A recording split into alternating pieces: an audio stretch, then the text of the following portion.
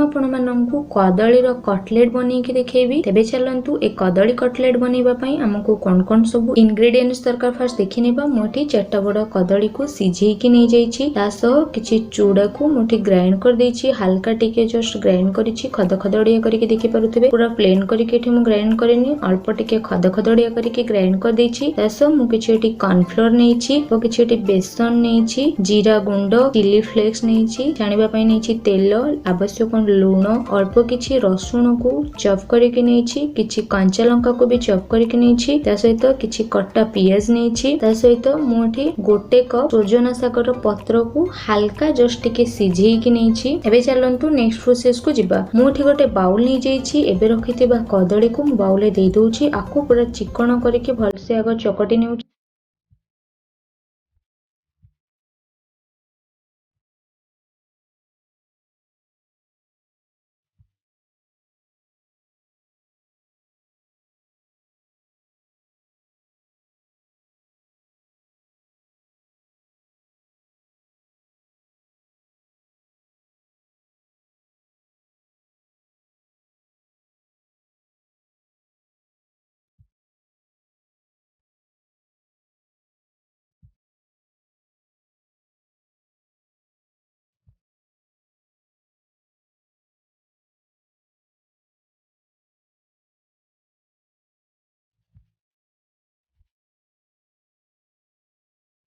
କଦଳୀକୁ ମୁଁ ଏଠି ଭଲସେ ଚିକଣ କରିକି ଚକଟି ଦେଇଛି। ଏବେ ଏଥିରେ ପୂର୍ବରୁ ରଖିଥିବା ସିଝା ସଜନା ଶାଗକୁ ପକେଇଦେବା ଆଉ ଆକୁ ପୁରା ଭଲ ଭାବରେ ଚକଟି ଦେବା। ଏବେ ଏଥିରେ 4 ବଡ଼ ଚାମଚ ମଇଦା ପକେଇଦେବା।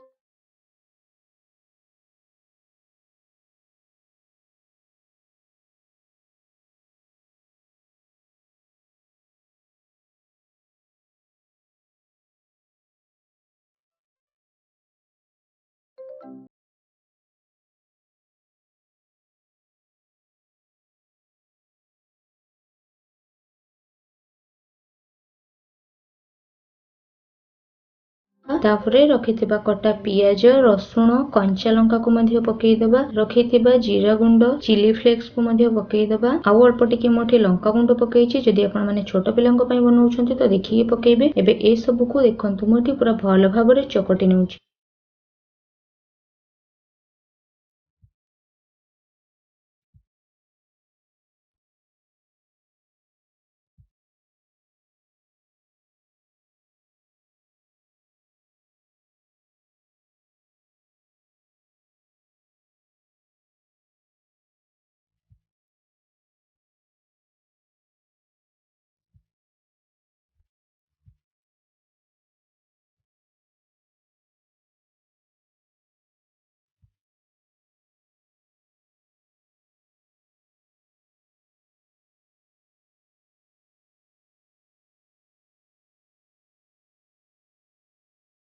ଆକୁ ପୁରା ଭଲ ଭାବରେ ଏମିତି ଚକଟି ନେବେ। ଦେଖନ୍ତୁ 2 ରୁ 3 ମିନିଟ୍ ଆକୁ ଚକଟି ସାରିଲା ପରେ ଏଇଟା ଆମର ରେଡି ହୋଇଯାଇଛି। ଏବେ ଆମେ ଗୋଟେ ଘୋଳ ରେଡି କରିବା। ସେଥିପାଇଁ ମୁଁ ଗୋଟେ ଛୋଟ ଗିନା ନେଇଛି। ଏବେ ସେଥିରେ 2 ବଡ଼ ଚାମଚ ମଇଦା, 2 ବଡ଼ ଚାମଚ ମୁଁ ଏଠି କର୍ନଫ୍ଲୋର ନେଇଯାଉଛି। ଅଳ୍ପ କିଛି ପାଣି ଦେଇକି ଗୋଟେ ଘୋଳ ରେଡି କରିଦଉଛି।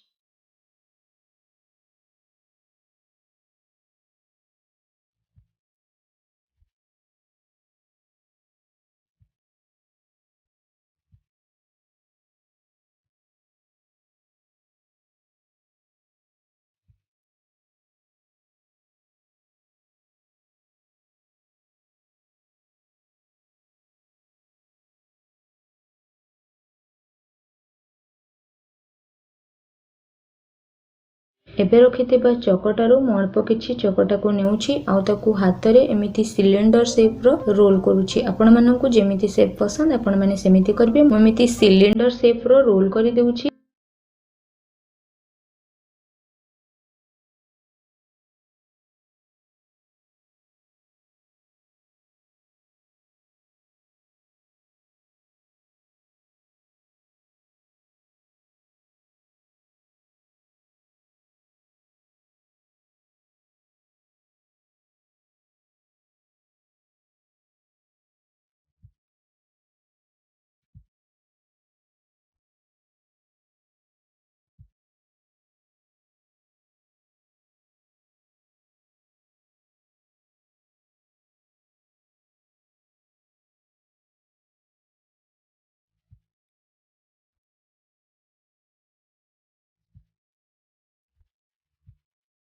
देखंतु सेम प्रोसेस रे मोठी सबुतक रोल को बनै नेछि। एबे मु ए रोल को पूर्व प्रस्तुत करिक रखिथिबा को घोल रे बोडै दउछि। एबे रखिथिबा चूड़ार गुंड उपरे आकु हल्का से एमिति घसी घसी देबा जहा द्वारा चूड़ा देहरे लागि जिवो। आउटाको हाथ रे जस्ट टिके टिके प्रेस करबा जहा द्वारा बळका चूड़ा सब छाडी होई जिवो। देखंतु एठी सबुतक कटलेट हमर बनि जाईछि। छाणीबा पई एटा पूरा पूरी रेडी होई जाईछि। एबे मु गैस फ्लेम ऑन करिकि कढ़ाई बसै देछि। छाणीबा पई नै जाईछि किछि तेल एठी मोर होई जाईछि गरम। एबे रखिथिबा कटलेट सब को केयरफुली भाबे तेल रे हमें पकेइबा।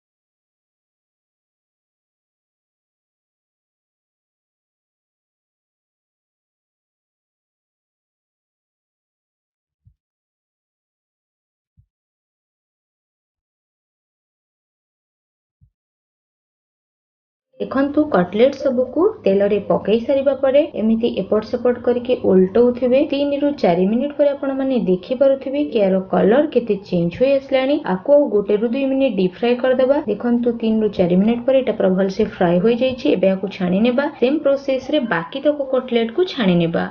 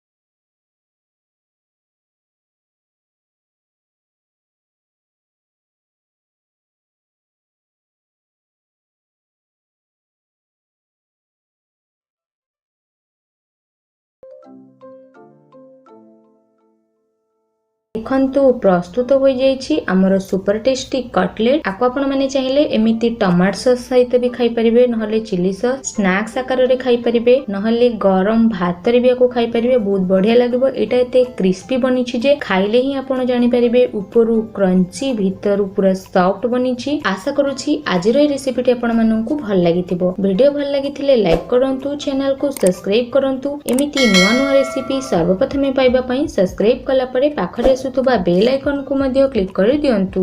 धन्यवाद।